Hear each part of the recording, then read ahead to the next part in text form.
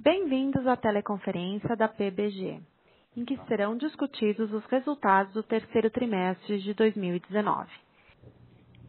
Conosco está o Sr. John Suzuki, diretor vice-presidente de Operações e de Relações com Investidores. O Sr. Suzuki apresentará os resultados operacionais e financeiros da companhia e do setor e depois responderá às questões que eventualmente sejam formuladas. E eu passo agora a palavra ao Sr. John Suzuki. Por favor, pode prosseguir. Bom dia a todos, é um prazer estar aqui novamente com vocês para comentar nossos resultados do terceiro TRI desse ano. Como a gente vem fazendo em toda a conferência, vamos utilizar nosso material que está disponível a todos vocês para nos ajudar aqui nos comentários do resultado e deixar ao final um espaço para perguntas e respostas. Então eu já vou para a nossa apresentação e vou passar pelas slides iniciais que são mais sobre o nosso negócio, né? E começando pelo slide 2, hoje a Portobello, como maior empresa de cerâmica da América do Sul, tem como grandes diferenciais, em primeiro lugar, sua marca, né? Marca consistentemente reconhecida como a marca mais lembrada dentro do nosso setor. O produto, não só o produto pela sua qualidade, mas pelo portfólio que a gente oferece cada vez mais, buscando um portfólio que transmita ao consumidor uma visão de solução, e sempre com inovação. Terceiro, a logística, né, uma cadeia de distribuição e combinada aí com o quarto ponto, que é uma estratégia multicanal que nos permite implementar uma estratégia com um supply chain mais sofisticado do que a grande maioria dos players, seja no Brasil ou seja no mundo. Tá? E, finalmente, a confiabilidade nas relações, seja com o nosso cliente final, seja com os especificadores, principalmente os arquitetos, que cumprem um papel importante no processo de decisão de compra de porcelanato e revestimentos cerâmicos, mas também nossos fornecedores, acionistas, todos os stakeholders. Como vocês todos sabem, nós somos uma empresa, eu estou indo para o slide 3, uma empresa de novo mercado, hoje com 40% das suas ações no free float. Hoje a gente tem um bloco acionista com 54% de participação. Nós temos tanto o Conselho de Administração quanto o Conselho Fiscal, ambos bastante atuantes. Nosso presidente César Gomes Júnior, Cláudio Ávila como vice-presidente institucional, o Mauro do Vale como vice-presidente de negócios e eu como vice-presidente de operações e RI. E abaixo desse grupo de vice-presidentes, um grupo de diretores. Vamos lá, comentando um pouquinho o nosso resultado do terceiro TRI, muitas vezes aqui olhando o acumulado do ano. Tá? Nós tivemos um trimestre com uma receita de 296 milhões, apresentando um crescimento de quase 9% versus o mesmo trimestre de 2018. Aí eu vou comentar um pouquinho mais à frente sobre isso. Sobre todos esses pontos, aliás. A margem bruta ainda inferior ao ano passado, a gente já vem vendo essas margens brutas inferiores ao longo desse ano. Né?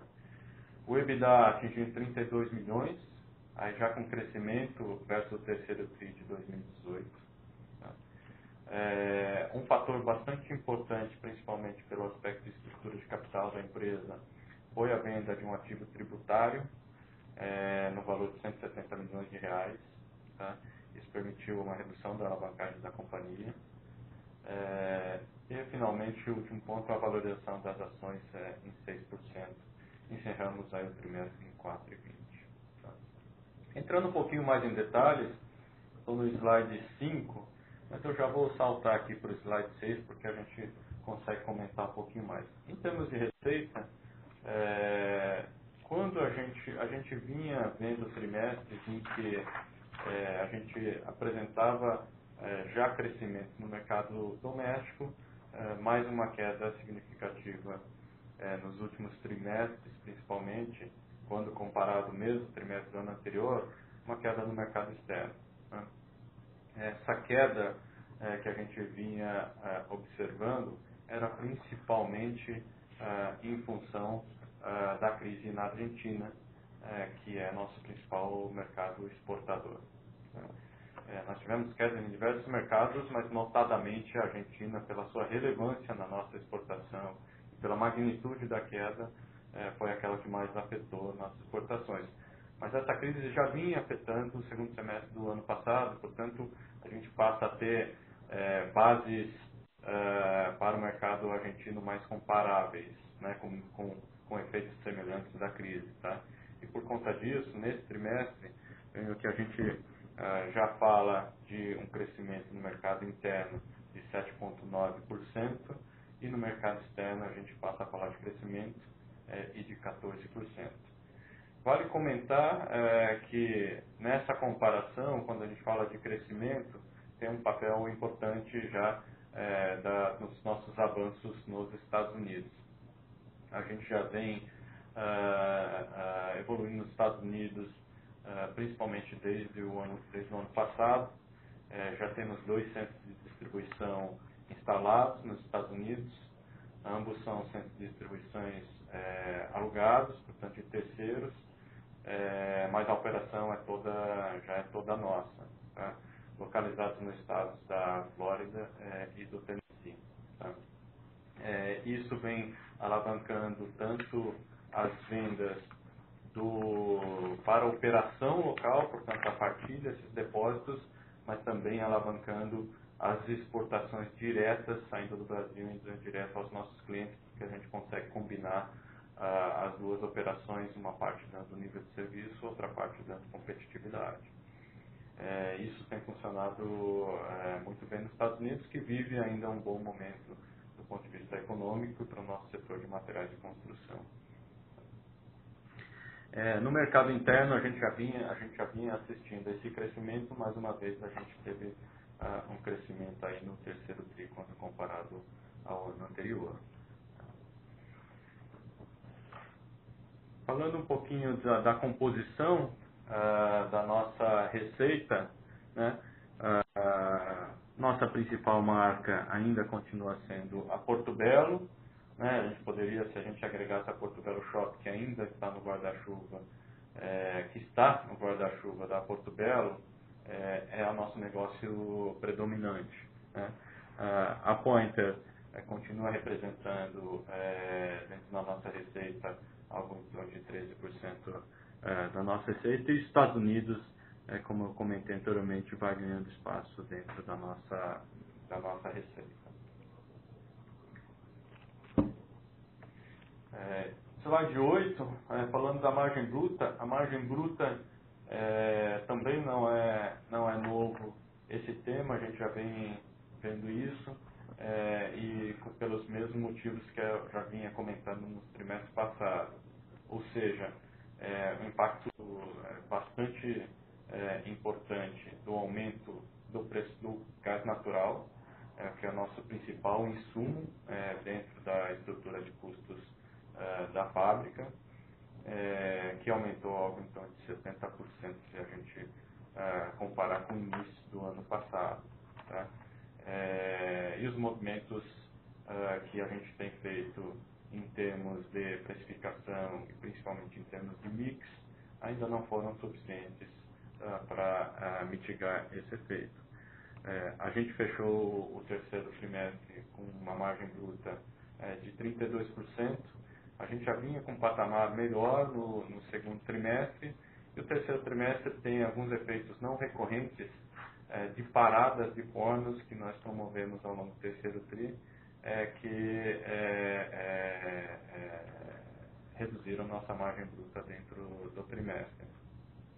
Se a gente expurgasse esses efeitos das paradas, nós estaríamos num patamar de margem bruta próximo às margens brutas do segundo tri. As paradas não foram tão relevantes em termos de volume ao longo do trimestre, principalmente se a gente comparar ao efeito no ano, mas foram importantes principalmente para o ajuste de nível de estoques, que eu vou comentar um pouquinho mais à frente. Mas ainda é um desafio para a companhia recuperar os níveis de margem bruta que nós vimos no passado recente. Na parte de despesas, as nossas despesas vêm no terceiro TRI, quando a gente olha as despesas com vendas principalmente, com ainda um pequeno crescimento. Isso eu já vinha comentando, mas isso se deve a essa diversificação de negócios que a gente vem promovendo. Cada um dos negócios tem seu P&L, cada um dos seus momentos, cada um dos seus negócios tem seu momento. Quando a gente olha, por exemplo, os Estados Unidos, ainda está num momento de estruturação o projeto dos Estados Unidos, e por conta disso carrega dentro do seu P&L um percentual de despesas ainda alto com relação às receitas, né? As lojas próprias, pela própria natureza de varejo dela, ela também carrega mais despesas com vendas, principalmente, tá? E também já vinha comentando há algum tempo os efeitos do nosso avanço dentro da cadeia, principalmente na distribuição, tá? As gerais administrativas tiveram já uma pequena queda, dá para se dizer que é basicamente o mesmo patamar que a gente observou em 2018. E outras receitas operacionais, nós tivemos receitas operacionais dentro do trimestre de 11 milhões, isso está relacionado principalmente a essa operação da venda do ativo tributário, que permitiu a gente fazer algumas reversões de provisão por um lado e reconhecimento por outro, dando um efeito líquido aí de 11 milhões de reais dentro do trimestre. Em termos de EBITDA, nós fechamos o trimestre com EBITDA de 11%. Mostra aí não só o comparativo versus o mesmo TRI do ano passado, né? A gente vem com um EBITDA um pouco melhor do que nós fizemos no ano passado, ainda não nos patamares que nós fizemos, por exemplo, em 2017 e mesmo nos anos anteriores, aí 2015, 2014, mas já melhorando versus, principalmente quando compara o primeiro TRI. Mesmo que a gente fizesse um ajuste sazonal aí das comparações, a gente estaria assistindo um avanço bastante importante, tá? O segundo TRI, como vocês sabem, esse EBITDA tem efeitos não recorrentes. Quando a gente ajusta nosso EBITDA, a gente tem evolução ao longo do ano, né? Partimos de um EBITDA de 1% no primeiro trimestre, praticamente zero, num patamar já de 7 ou 8%, que mostra aí os efeitos da recuperação, né, dos planos de recuperação de margem que a gente vem implementando ao longo do ano.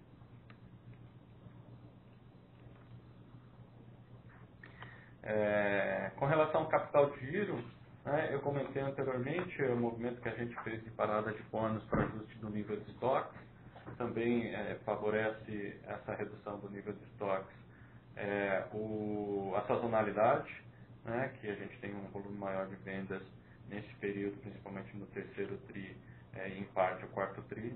Tá? Nosso nível de estoque saiu de 88 dias no primeiro trimestre para 76 dias no terceiro trimestre, né? Uma redução também do prazo médio de clientes, e também do nível de fornecedores, mas no líquido a gente tendo ganhos aí no nosso ciclo do capital de giro. Tá? Esse é um movimento que a gente vem buscando. O nosso nível de capital empregado em capital de giro é elevado, é característica do setor, ainda assim a gente vem buscando espaços aí para a gente melhorar esse nível de capital de giro que a gente tem empregado. Tá? E o endividamento, esse é o maior efeito da venda do polo ativo, né, do nosso ativo tributário. Uma operação que de 170 milhões caixa, já é feito caixa dentro do terceiro trimestre, que foi o principal efeito aí que permitiu essa redução da dívida de 583 milhões no segundo tri para 411 milhões, e permitindo que a companhia permanecesse com um nível de alavancagem baixo, abaixo dos níveis de covenants que a gente tem contratado, principalmente na debênture, que é de 3 vezes. Nós estamos no terceiro trimestre com nível de alavancagem 2,6. Vale lembrar que tem alguns efeitos não recorrentes ainda nesse nível de alavancagem, seja no terceiro tri, seja nos trimestres anteriores, né? E a companhia está trabalhando, continua trabalhando para cumprir com os covenants nos trimestres que tem por vir. E aí no slide seguinte, só um pouco mais desse descritivo da nossa dívida líquida, abrindo aí em dívida bruta e caixa. Em função dessa operação, a companhia está com o caixa elevado. A intenção da companhia é pré-pagar as dívidas que fizerem sentido serem pré-pagas, mas manter ainda um bom nível de liquidez dentro da companhia ao longo desse ano e início do ano que vem. Em termos de investimentos, eu já vinha comentando nos trimestres anteriores, a gente vem num pequeno avanço em termos de CAPEX, né? Olhando o acumulado do ano, a gente está acumulando 76 milhões de investimentos. O principal investimento foi uma nova linha de produção em Tijucas, na nossa fábrica Tijucas, e foi um investimento bastante importante nesse avanço que a gente precisa buscar de melhoria de mix. Tá? É uma linha de produção para produzir porcelanatos de grandes formatos. E finalmente no slide 15, a evolução do preço da ação que vocês certamente acompanham muito de perto. Eram esses meus comentários do nosso resultado. Eu vou abrir agora para perguntas para que a gente possa responder as dúvidas dos nossos participantes. Senhoras e senhores, iniciaremos agora a sessão de perguntas e respostas. Para fazer uma pergunta, por favor, digite asterisco 9. Para retirar a pergunta da lista, digite asterisco 9.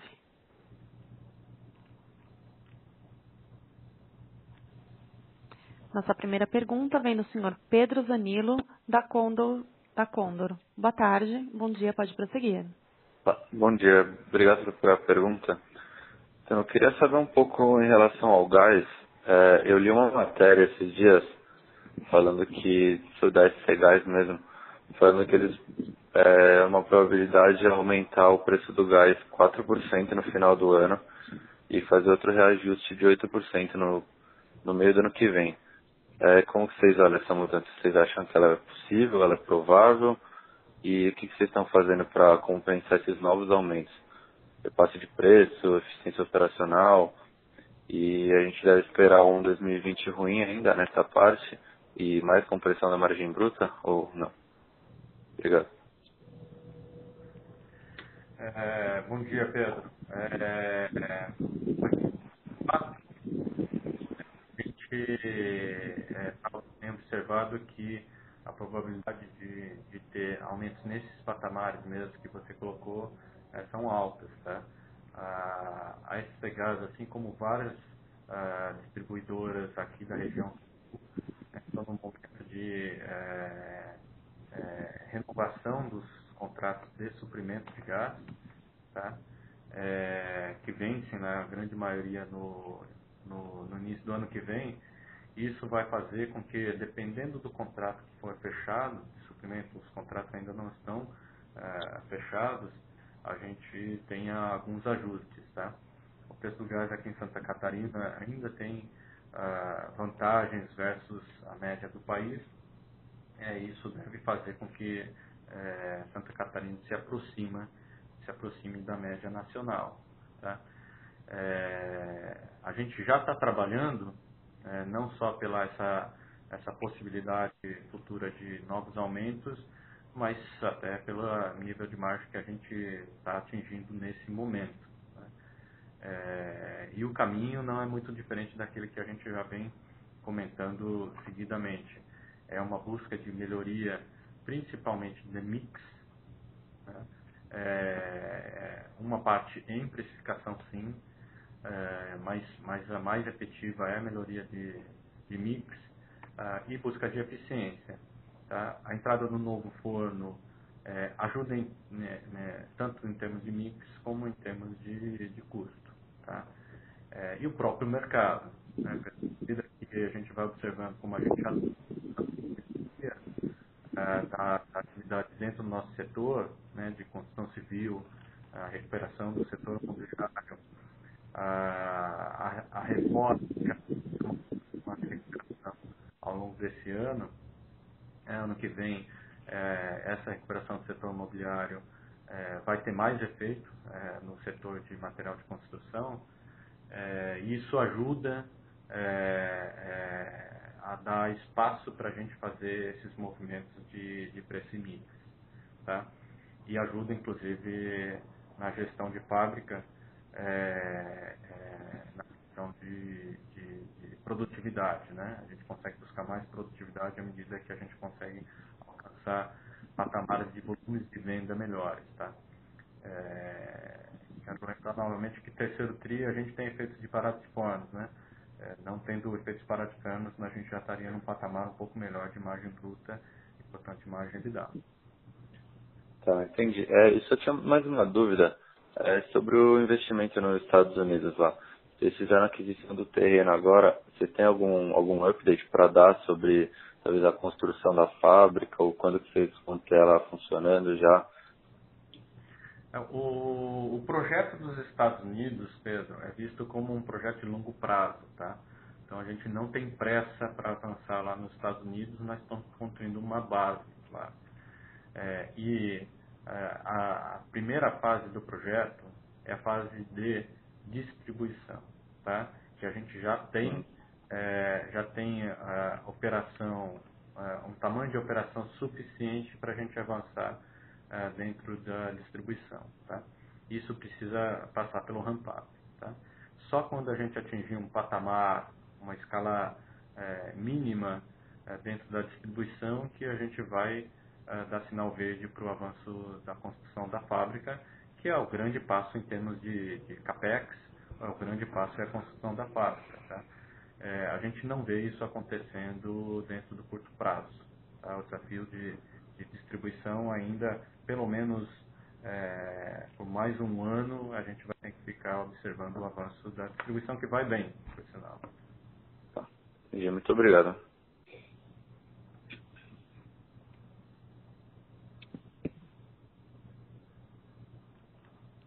Lembrando que para fazer perguntas, basta digitar *9.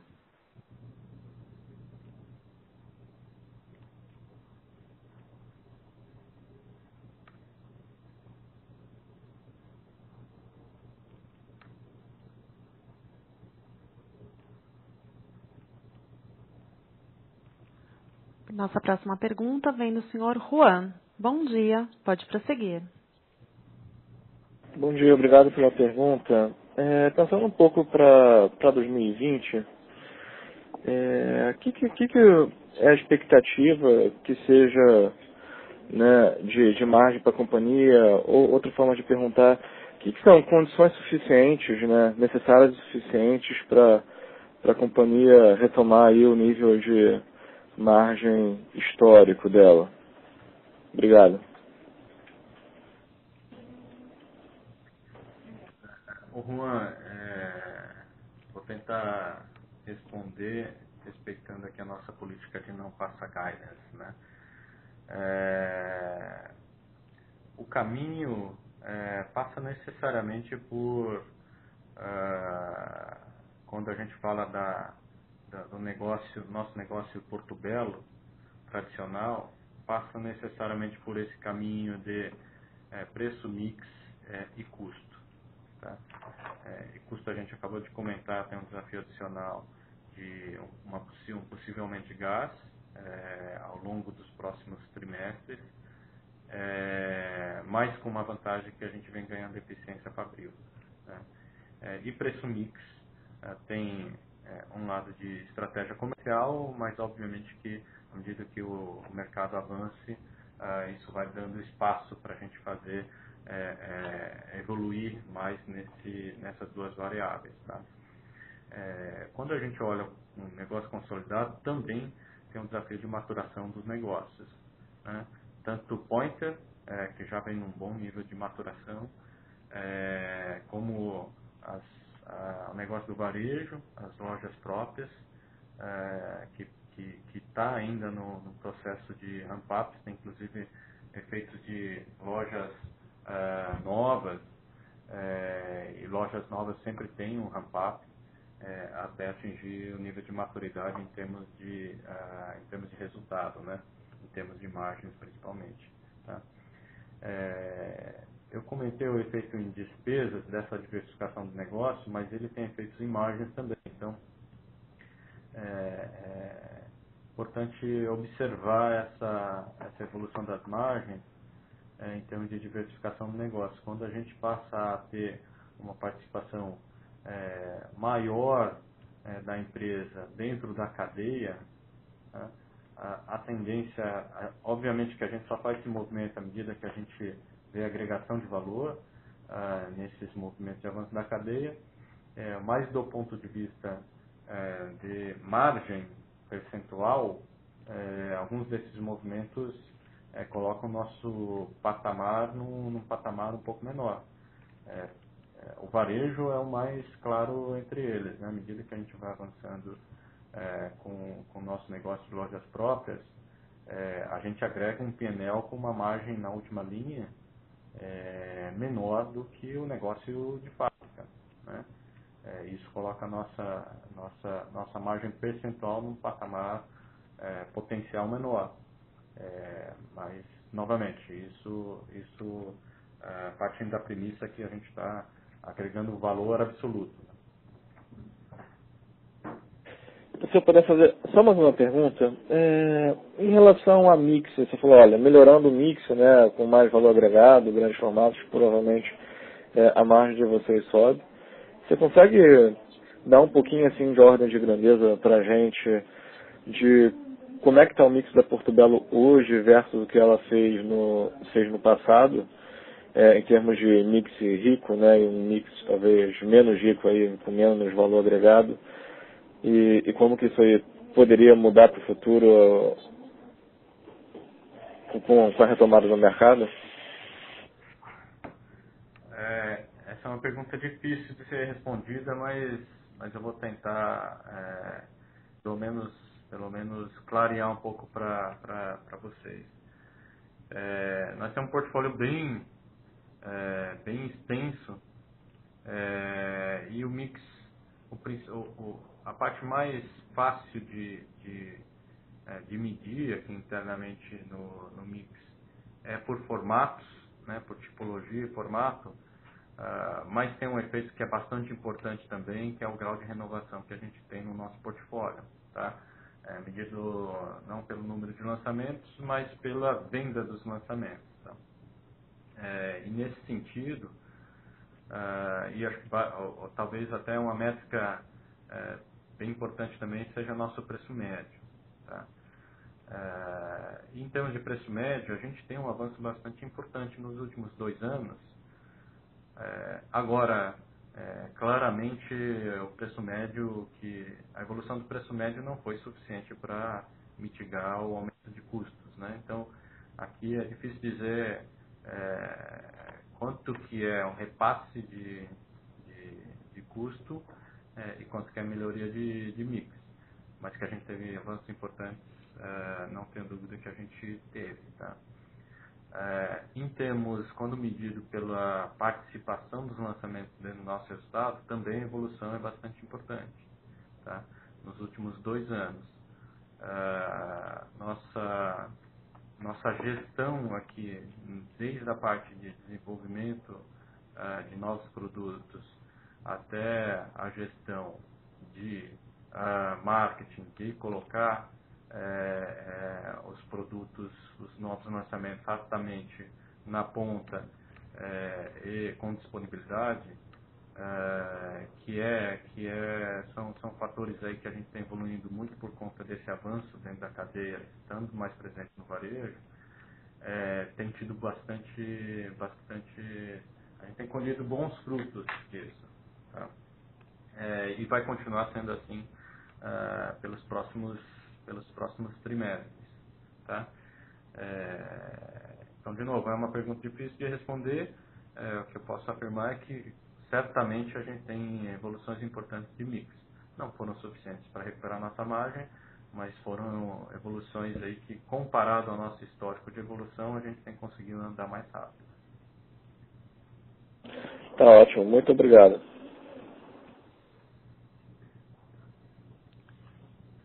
Lembrando que para fazer perguntas, basta digitar *9.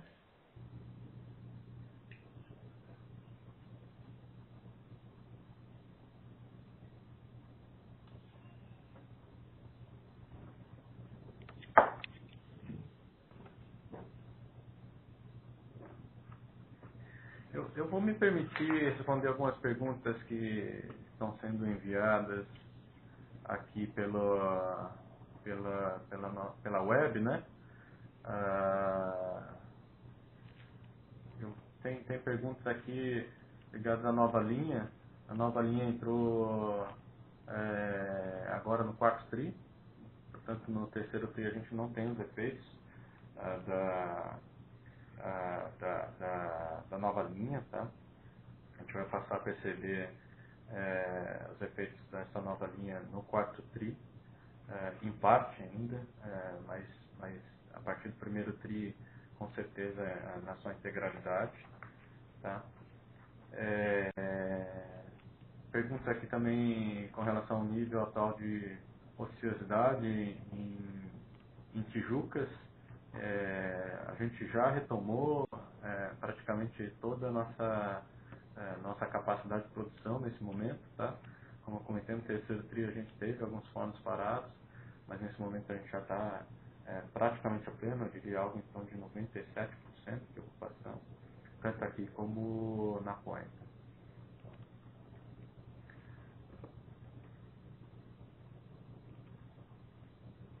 Não sei se a gente tem alguém na espera para fazer perguntas.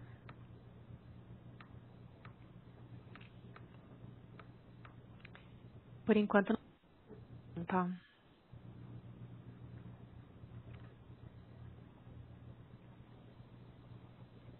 Surgiu a pergunta do senhor Pedro Zanilo. Bom dia, senhor Pedro. Pode prosseguir. Oi, bom dia. É o Carlos Ferreira, da Conta Insider. Eu tenho aqui uma dúvida principalmente relacionada a desalavancagem. Se a gente fizesse um ajuste aqui por novos efeitos não recorrentes, está difícil, mesmo considerando a sazonalidade, que a entrega de EBITDA supere 70 milhões. O mais provável é que termine sendo 65. Com isso, a dívida líquida EBITDA deveria atingir níveis alarmantes próprios de uma empresa em estresse financeiro, como seria 6 a 6 vezes e meia. E vocês já fizeram essa venda de créditos tributários, que ajudou. Quanto tem por vir em relação a créditos tributários nos próximos trimestres? Está dentro dos planos, operações parecidas com essa? Carlos, a gente tem sim alguns processos ainda e créditos, não só processos, mas créditos tributários. Tem que lembrar que a gente reconheceu que partir do ano passado, final do ano passado, volumes expressivos aí de crédito de PIS e COFINS, algo em torno de 70, 80 milhões de reais, nós já reconhecemos e a gente está fazendo aproveitamento desses créditos. Esse é certo, tá? Mas a gente vem aproveitando esses créditos dentro das possibilidades. Isso ainda a gente deve aproveitar esses créditos de PIS e COFINS ao longo dos próximos 2 anos, tá?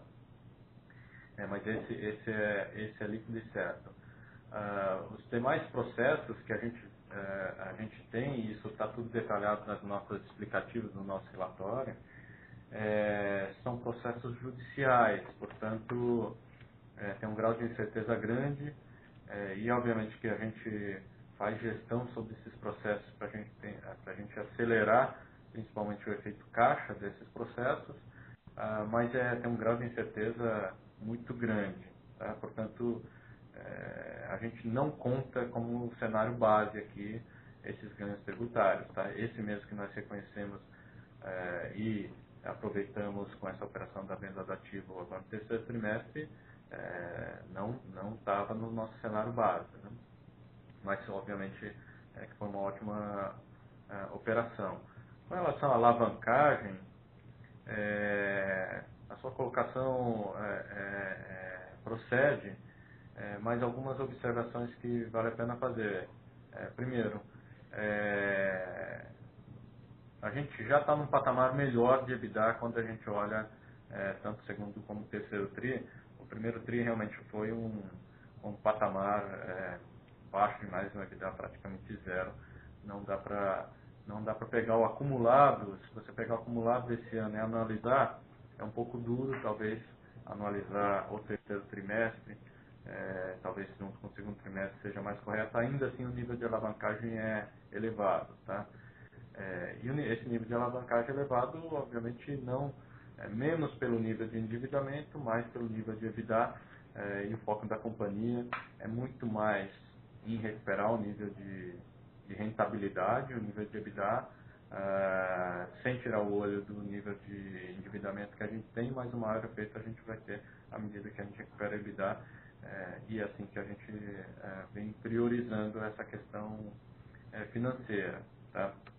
A gente, ao longo dos próximos trimestres, principalmente à medida que a gente vai largando para trás alguns desses não recorrentes que nós tivemos esse PIS/COFINS no quarto TRI do ano passado, a gente ainda vai observar níveis de alavancagem altos no quarto TRI e possivelmente no primeiro TRI, tá? Mas todo o trabalho aqui está sendo feito nesse curto prazo, olhando para o curto prazo, para cumprimento dos covenants, tá? A gente não prevê quebra de covenants, pelo menos não da forma como está contratado, tá? Nosso contrato de debênture prevê quebra somente quando a gente deixa de cumprir esse nível de alavancagem por 2 trimestres seguidos, tá? Portanto, o risco nesse momento é março do ano que vem, que a gente prevê que a gente já vai estar cumprindo com esse nível de coverage, portanto estaríamos abaixo de 3 vezes. Ótimo, obrigado. E mais uma dúvida, vocês publicaram um fato relevante sobre o projeto Lastras de um CAPEX de 46,5 milhões. Vocês poderiam dar um update sobre isso? Porque eu entendo que o CAPEX projetado era mais ou menos 155 milhões. Estes 46,5 são adicionais, então o projeto terminaria sendo por 200, ou parte da execução do projeto. Então, quanto que vocês já investiram, quanto que vão, quanto que vão investir, e quanto que seria o total, e como que isso também afetaria no endividamento? Esse projeto Lastras é um projeto de diversas fases, de fato, tá? Se a gente somar todas as fases, o investimento total deve atingir algo em torno de 150 milhões de reais. A primeira fase desse projeto foi o investimento no forno que nós já fizemos esse ano, que entrou em operação agora no quarto TRI. Então, a primeira parte a gente fez e foi algo em torno de 50 milhões de reais. As próximas fases devem acontecer, a segunda fase deve acontecer ao longo do ano que vem, tá? Mas ainda tem uma terceira fase, inclusive a terceira fase é a de maior investimento, tá? É um projeto de 3 ou 4 anos, tá? Para você ter uma ideia. Então, uma parte que a gente deve sim ver acontecendo ao longo do ano que vem. Então, os 46,5 seria o CAPEX correspondente à segunda fase, que será executada em 2020. É isso, segunda fase. Ótimo, obrigado. Nossa próxima pergunta vem do senhor Leonardo Frantin. Bom dia, pode prosseguir. Bom dia, pessoal. Minha primeira pergunta é com relação à remuneração das pessoas-chave da administração da companhia, que eu acompanhei pelas notas explicativas e elas quase dobraram ano a ano. Eu queria saber, primeiramente, qual que é a métrica utilizada para esse ganho relevante nessa linha. E a minha segunda pergunta é com relação a market share. Vocês comentam ali que em relação a faturamento, a companhia ganhou um pouco de market share, mas eu queria saber se em relação a volume ou em relação específica ao segmento de revestimentos cerâmicos houve realmente um ganho. Obrigado. Deixa eu levantar aqui essa questão da remuneração, Leonardo, porque a gente vai precisar entender um pouquinho melhor o seu ponto. Enquanto a gente levanta aqui a questão do market share, a gente vem de fato ganhando market share, mas sempre medindo como, e é uma estimativa, né, porque a gente não tem dados tão precisos dentro do nosso setor, mas nossa estimativa é que a gente vai ganhando market share em termos de faturamento. Em termos de volume, a tendência é que a gente tenha, se não for um ganho menor de market share, a gente pode até estar mantendo ou perdendo market share. Nosso foco aqui não é volume, né? Nosso foco é faturamento através de produtos de maior valor agregado, principalmente quando a gente fala de Porto Belo. Mesmo na Pointer, que atua num segmento mais democrático, que é como a gente gosta de dizer, que tem um preço médio bem abaixo do preço médio da Porto Belo, ainda assim a Pointer tem um posicionamento de agregar valor dentro daquele segmento de atuação. Tá? Inclusive a gente tem tendo sucesso na melhoria do resultado lá da Pointer com essa estratégia. Tá? E que também sofre do mesmo efeito, ou seja, avança bem em termos de faturamento, em termos de valor agregado, mas não necessariamente em termos de volume. Tá? Com relação à remuneração, só um instantinho.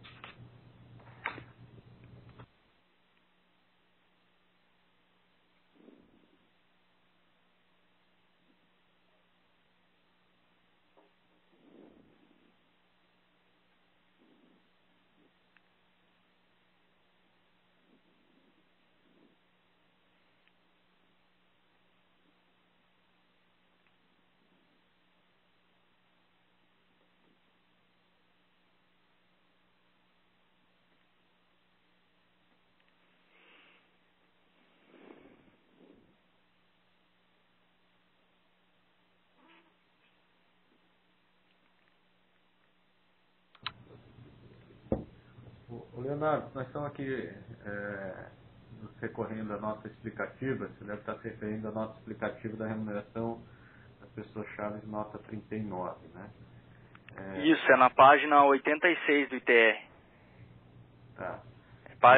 Do PDF, né? Do ITR em si é a página 56. Aqui, Leonardo, o principal efeito aqui é porque a gente vem evoluindo na estrutura, Uhum. nessa estruturação das unidades de negócio, tá? Tá. E aqui deve ter um efeito principalmente dos Estados Unidos. Tá? Uhum. Tá. Que a gente estruturou a operação lá nos Estados Unidos, nós estruturamos lá a diretoria lá, tá? Porque lá tem status de unidade de negócio. A gente tem um board lá, mas é um board não remunerado, tá? Mas a gente tem uma diretoria estabelecida lá.